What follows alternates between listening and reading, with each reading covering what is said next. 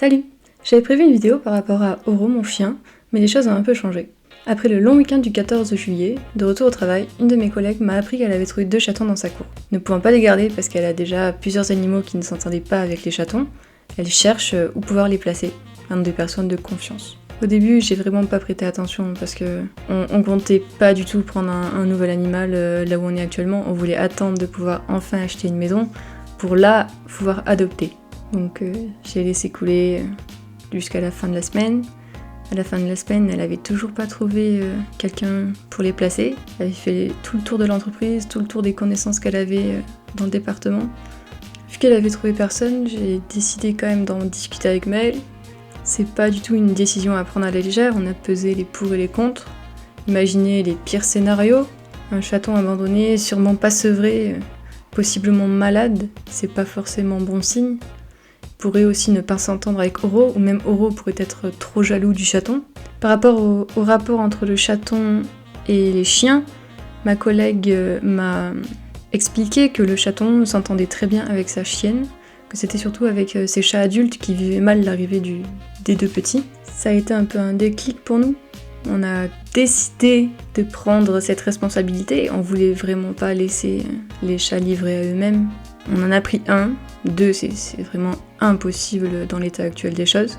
On a donc récupéré le chaton le vendredi après mon travail et je l'ai directement amené chez le vétérinaire pour être rassurée, savoir son état, s'il a vraiment quelque chose de grave ou pas.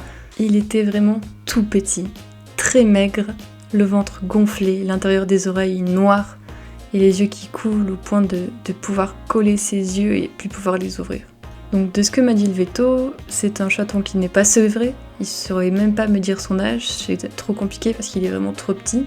Et c'est sûrement aussi dû à sa malnutrition. Il a des parasites dans le ventre, d'où son aspect gonflé, et on le soupçonne d'avoir le coryza. Mais en même temps, on peut pas être sûr que ça soit ça, parce que vu son état, ça peut être justement juste dû au fait qu'il a tous ces problèmes qui s'accumulent. Au final, c'est plutôt positif parce que tout ça peut se soigner et le reste, c'est à surveiller. Après, quand on l'a eu, l'après-midi même, on a remarqué que c'était un chaton vraiment vif, tout le temps prêt à s'amuser, ronronne tout le temps, il te suit partout, toujours joueur. Donc ça, franchement, c'est signe de bonne santé et c'est très bien. Donc on a dû lui donner des médicaments contre les vers. Et là, j'enregistre cette vidéo justement 1 mois après son arrivée. Et il va très bien. Il a grandi. Enfin, grandi. Il est toujours plus petit que nos lapins, mais il a quand même grandi par rapport à avant. Il a ses yeux qui se sont améliorés, son ventre n'est plus gonflé. Il a vraiment bonne mine et ça fait plaisir à voir. Toujours autant joueur, aussi vif. Et ce qui me fait plaisir, c'est que lui et Oro s'entendent vraiment bien. J'avais vraiment peur en fait, surtout de la différence de taille, parce que Oro, c'est un chien de taille moyenne, on va dire, mais il a quand même un bon poids, genre 27 kilos. Et le chien, quand on l'a pesé, le chat, pardon, quand on l'a pesé, il faisait genre 600 grammes au début. Là maintenant, 1 mois après, il fait 1 kilo, mais il est toujours aussi petit par rapport à notre chien.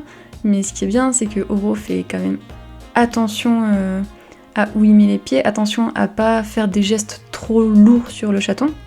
Et ils s'amusent même ensemble tous les deux à se mettre sur la gueule et ils font très attention justement à pas se faire mal, juste à s'amuser et ça fait trop plaisir à voir. Au final, toutes les craintes qu'on avait émises avant d'adopter le chaton sont avérées fausses.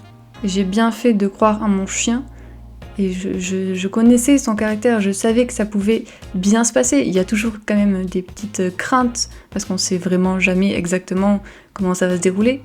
Mais j'ai bien fait de croire en lui et ça se passe vraiment très bien. Ils jouent, ils dorment ensemble, c'est vraiment génial. Je regrette pas du tout le choix qu'on a fait, j'en suis même plutôt contente.